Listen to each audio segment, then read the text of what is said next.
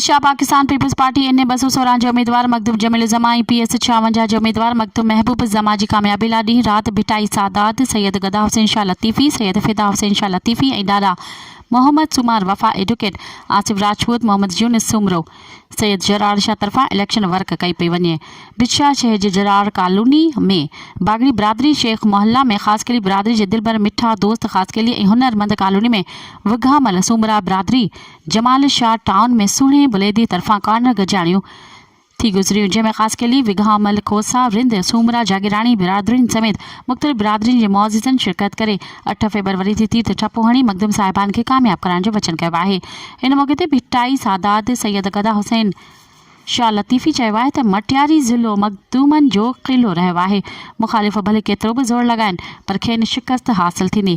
तकबुर नाहे पर अवाम में यक़ीन भरोसो ज़रूरु आहे त अवाम PP जा चाव रखनि था। हुन चयो त मुख़ालिफ़ बि असांजे ज़रिए जा नामियारा मुअज़्ज़िज़ शख़्सियतूं आहिनि पर सियासत अलॻि शइ आहे। सियासत हुननि जे वस जी ॻाल्हि नाहे। जॾहिं त सैयद नैयर अब्बास शाह, सैयद जरार शाह, सैयद जमाल शाह, सजाद हुसैन शीदी, मोहम्मद यूनिस सुमरो समेत ॿिया बि साणस गॾु हुआ। मज़ीद ख़बरनि ऐं तफ़सीलात लाइ विज़िट कयो असांजी वेबसाइट www.awamiNewsHD.com ऐं ॾिसंदा रहो अवामी न्यूज़ HD।